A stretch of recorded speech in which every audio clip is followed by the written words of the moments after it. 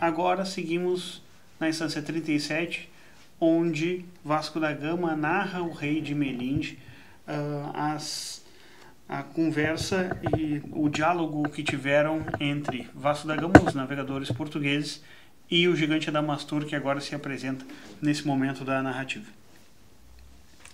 Porém, já 5 sóis eram passados, que dali nos partíramos cortando, os mares nunca doutrem navegados, prosperamente os ventos assoprando.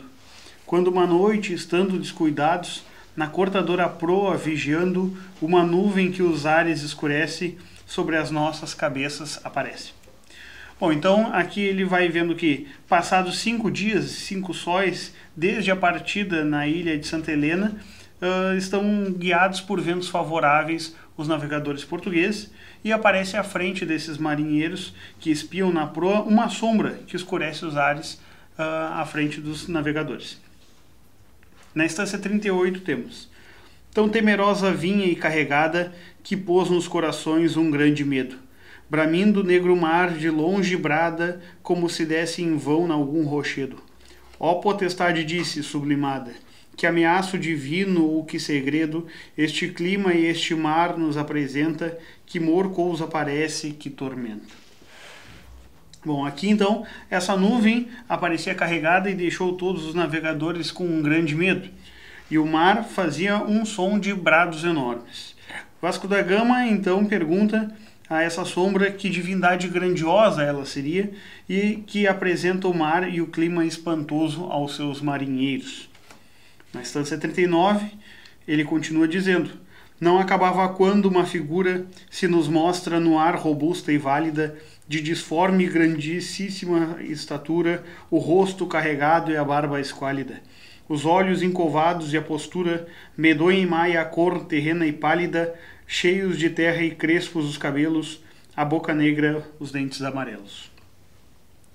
Logo, então, após, ele encerra essa pergunta e a figura se mostra nesse ar grandiosa, imponente, disforme, com um semblante totalmente desagradável, com uma barba desarrumada, os olhos encovados e uma postura maligna e aterrorizante, com uma cor terrosa e com terra se mostrando nos seus cabelos.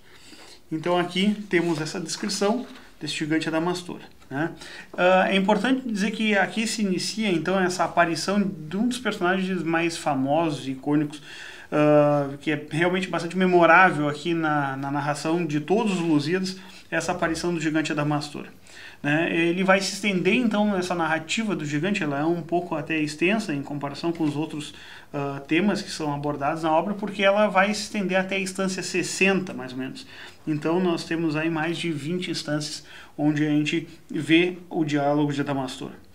A metamorfose aqui do imponente Penedo do Cabo das Tormentas no gigante Adamastor, ela está em consonância com vários temas e elementos que já estão, que enchem a mitologia e que, por exemplo, motivaram o Ovídio a escrever o seu livro Metamorfoses, mostrando vários desses personagens da mitologia grega que vão se transformar em algum elemento, algum animal, alguma forma diferente.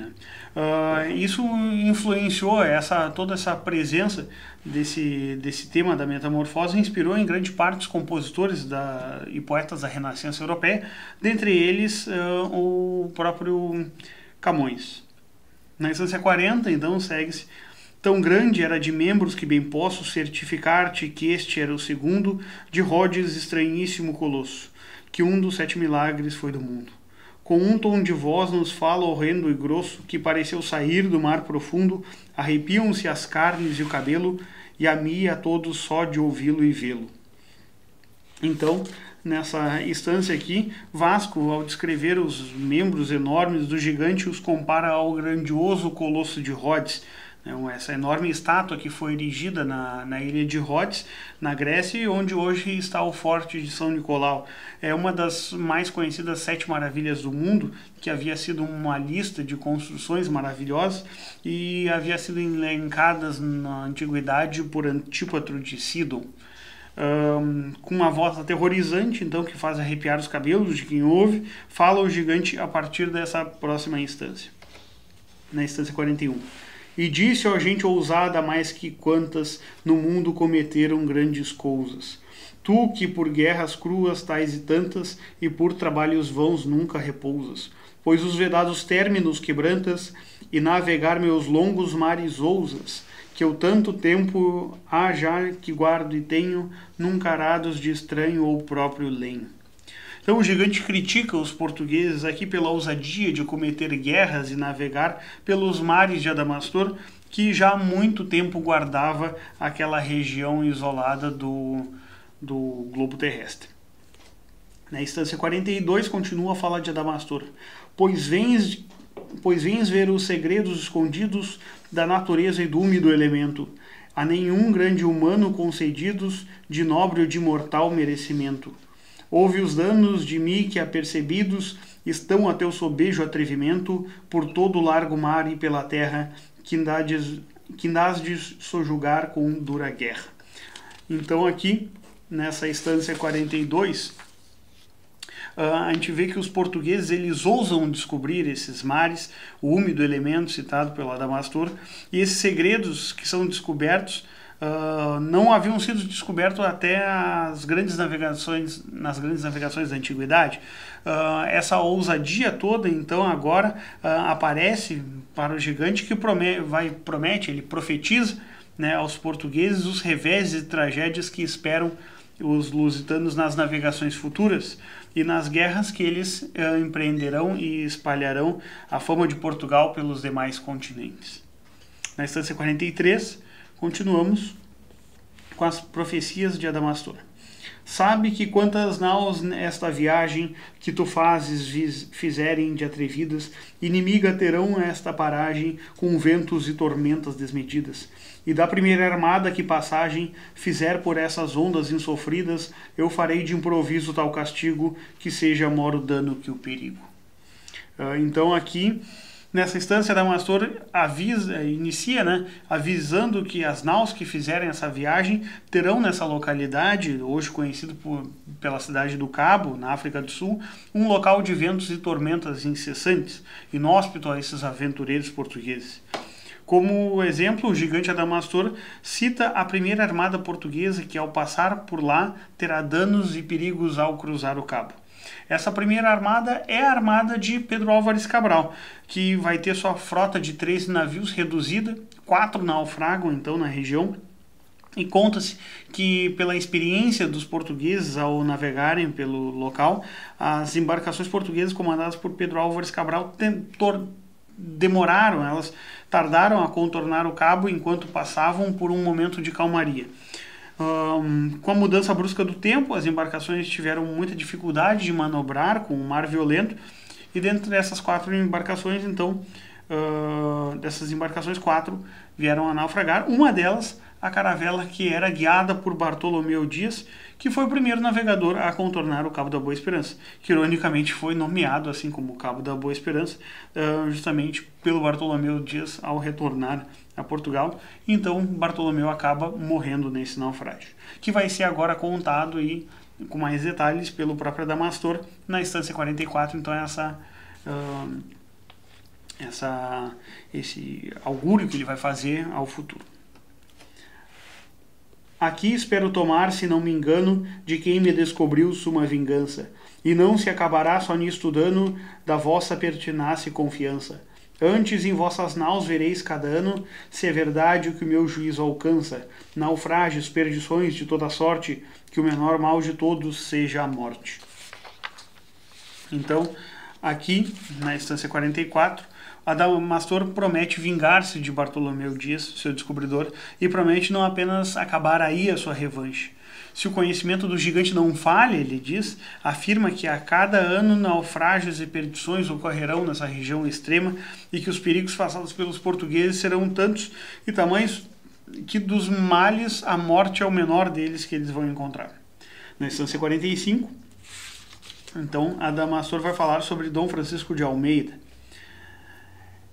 É do primeiro ilustre que a aventura com fama alta fizer tocar os céus.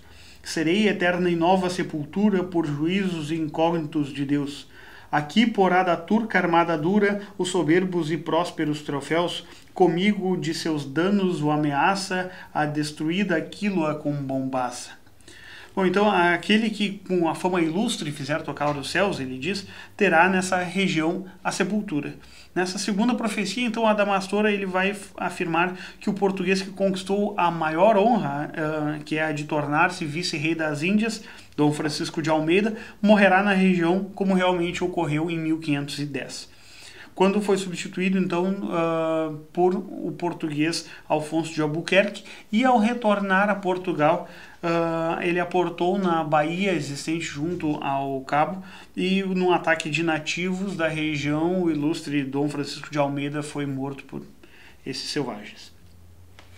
Na instância 46, então, começa essa narrativa de 3 instâncias que aparece Manuel de Souza de Sepúlveda e sua mulher, Dona Leonor. Outro também virá de honrada fama, liberal, cavaleiro e namorado, e consigo trará a fermosa dama que amor por grã mercê lhe terá dado. Triste ventura e negro fado os chama, neste terreno meu que duro e irado os deixará de um cru naufrágio vivos para haverem trabalhos excessivos. Então esse terceiro vaticínio é o do casal formado por Dom Manuel de Sepúlveda e a filha do governador da Índia, Dona Leonor de Sá. Na região conhecida como KwaZulu-Natal, no sul de Moçambique, o galeão Grande São João naufraga, né? E os tripulantes sobreviventes marcham em situações extremas em busca de assentamentos europeus em Moçambique.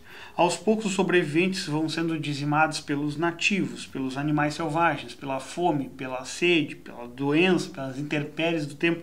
Então, essa história mais tarde ficou bastante famosa e compôs uma das narrativas da história trágico-marítima, uma compilação feita por Bernardo Gomes de Brito no século XVIII e já conhecido dos portugueses na época dos Lusíadas, com essa história famosa do naufrágio e da morte de Dom Manuel. Na instância 47, verão morrer com fome os filhos caros, em tanto amor gerados e nascidos.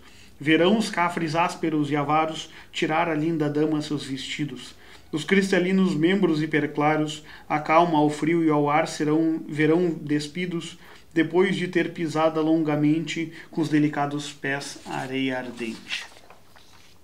Então esse casal viu seus filhos morrerem de fome e os nativos, aqui chamados de cafres, uma designação pejorativa para os nativos negros em geral, na época de Camões, despirem Dona Leonor de seus vestidos, que teve que aguentar o tempo implacável nua, vindo a morrer no dia 24 de julho de 1552. Na instância 48, segue a desgraça do casal.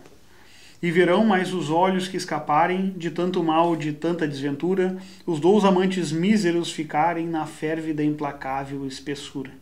Ali, depois que as pedras abrandarem, com lágrimas de dor, de mágoa pura, abraçados as almas soltarão da formosa e misérrima prisão. Então, aqui nessa instância 48, termina Adamastor a narração da trágica história de Manuel de Souza Lousada e Dona Leonor, com esses amantes abraçando-se na terra implacável e deixando partir as almas de seus corpos, completando essa triste história que, segundo diz o próprio Adamastor, faz as pedras chorarem pela morte do casal. Conta-se que dos 400 náufragos do galeão Grande São João, apenas 8 portugueses e 15 escravos sobreviveram, né, e chegaram até a região de Inhambane, uma região civilizada pelos portugueses no sul de Moçambique.